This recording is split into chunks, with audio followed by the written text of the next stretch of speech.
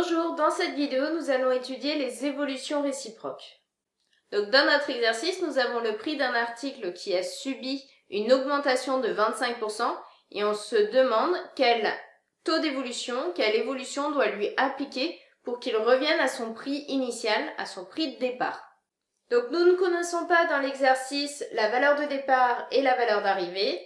Nous savons seulement que le prix de l'article a subi une augmentation de 25% et on aimerait savoir quelle évolution il faut lui appliquer afin qu'il revienne à son prix initial. Pour compenser une augmentation de 25%, il va falloir faire une diminution. Mais on ne sait pas du tout quel est le pourcentage de cette diminution qu'il va falloir appliquer. Pour trouver le taux d'évolution à appliquer, nous allons raisonner à l'aide des coefficients multiplicateurs. Donc nous allons commencer par calculer le coefficient multiplicateur associé à une augmentation de 25%, c'est-à-dire 1 plus 25 sur 100.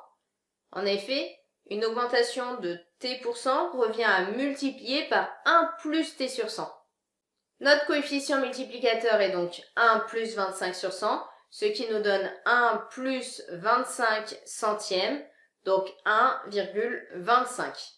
Donc pour passer de notre valeur de départ à notre valeur d'arrivée, il suffit de multiplier par 1,25 et donc on peut en conclure que pour passer de notre valeur d'arrivée à notre valeur de départ, il suffit de diviser par 1,25.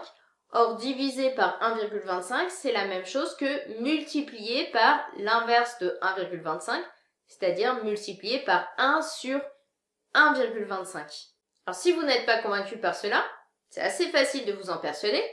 Donc, vous prenez votre valeur de départ, vous la multipliez par 1,25 et ensuite vous la divisez par 1,25. Et vous allez voir que vous allez obtenir votre valeur de départ. Je vous ai noté le calcul ici. Valeur de départ fois 1,25 fois 1 sur 1,25. Ce qui nous donne valeur de départ fois 1,25, le tout divisé par 1,25. Nous pouvons simplifier au numérateur et au dénominateur par 1,25 et nous obtenons donc bel et bien notre valeur de départ. Nous venons de démontrer que multiplier un nombre par 1,25 puis le multiplier par 1 sur 1,25 ne va rien changer à notre nombre de départ. Donc pour passer de notre valeur d'arrivée à notre valeur de départ, c'était bien une multiplication par 1 sur 1,25 qu'il fallait effectuer. Sauf que nous n'avons pas répondu à notre question. Nous, ce qu'on voulait connaître, c'était le taux d'évolution appliqué à notre valeur d'arrivée pour revenir à la valeur de départ. Donc finalement, le coefficient multiplicateur pour passer de notre valeur d'arrivée à notre valeur de départ, c'est 0,8. Nous allons donc chercher le taux d'évolution associé à ce coefficient multiplicateur. Or, pour passer d'un coefficient multiplicateur à un taux d'évolution, c'est assez simple.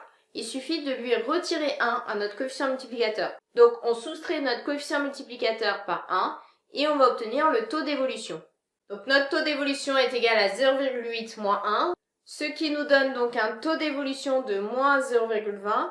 Donc, le taux d'évolution est un nombre négatif, cela signifie que cela va être une diminution et 0,20 en pourcentage, c'est 20%.